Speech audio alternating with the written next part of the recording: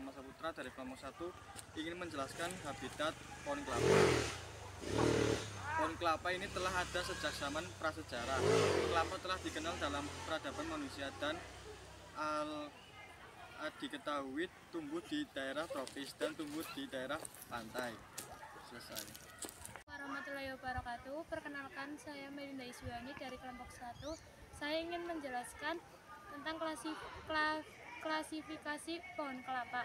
Yang pertama, klasifikasi ilmiah. Kingdom, plantae atau tumbuhan. Phylum, Trachyphyta. Klasis, Monocotyledone. Ordo, Aresales. Species, Cocos nuciferal atau L. Genus, Cocos. Famili, Areacea atau suku Pinna. Iki ora krungu ora tenan, menan suarane.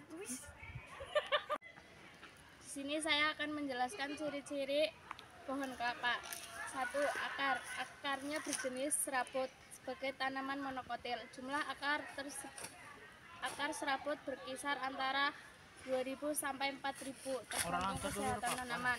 Sebagai akar tumbuhan mendatar dekat permukaan tanah, kadang-kadang mencapai panjang 15 meter dan sebagian lagi masuk sampai ke dalam 2 sampai 3 meter. Akar tanaman kelapa tidak mampu menembus tanah yang keras. Jenis akar serabut pada pohon kelapa memiliki tebal rata-rata 1 cm. Batang. Pohon kelapa hanya memiliki satu titik tumbuh terletak pada ujung dari batang, sehingga tumbuhnya batang selalu mengarah ke atas dan tidak bercabang. Tanaman ini tidak berkambium sehingga tidak memiliki pertumbuhan sekunder. Luka-luka pada tanaman kelapa tidak bisa pulih kembali karena tanaman kelapa tidak membentuk kalus. Batang berangsur-angsur menjaga di sebelah ujung yang berturut-turut. Tumbuh daun yang berukuran besar dan lebar pada pertikatan tumbuhan terbentuk dari ketiak-ketiak daun secara berangsur-angsur keluar karang bunga. Bagian batang yang sebenarnya dari tanaman yang masih muda baru kelihatan jelas kala tanaman kelapa telah berumur 3-4 tahun, bila mana daun-daun terbawah telah gugur. Pada umur itu bagian pangkal batang telah mencapai ukuran besar dan tebal yang tepat. Sekian dari saya, Namistiani. Terima kasih. 4B. Batang pohon kelapa. Batang dapat dipakai sebagai sumber material bangunan seperti tiang, konstruksi jembatan, kanoe kecil, dan lain-lain. Batangnya juga kerap dijadikan untuk bahan baku perabotan rumah tangga seperti furniture. Tak jarang pula batang kelapa dijadikan kayu bakar di dapur-dapur rumahan. C. Bunga kelapa. Pada bagian bunga mampu menghasilkan cairan yang dikenal dengan nama nira. Rasanya sangat manis sehingga dijadikan bahan baku utama pembuatan gula nira ataupun minuman. Selain itu, nira juga bisa digunakan untuk pembuatan gula aren atau gula merah.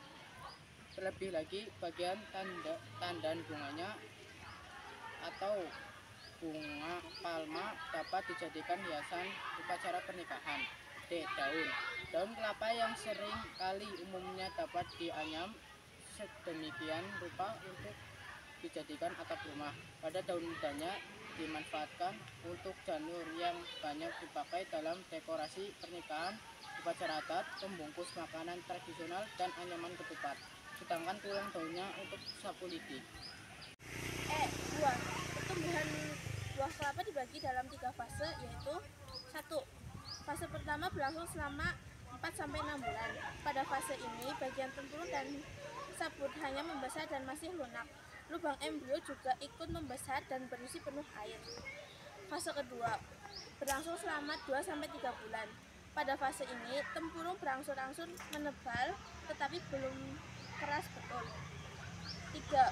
Pada fase ini, putih lembaga atau endosperm sedang dalam penyusunan dan dimulai dengan pangkal buah berangsur-angsur menuju ke ujung. Pada bagian pangkal mulai tumbuh tampak bentuknya lembaga, warna tempurung berubah dari putih menjadi coklat kehitaman dan bertambah keras. Dan manfaat pohon kelapa: A. Akar. Bagian akar pohon kelapa bisa dijadikan sebagai bahan baku pembuatan bir, zat pewarna makanan, serta sikat gigi. Selain itu juga, akar juga dapat memiliki manfaat kesehatan.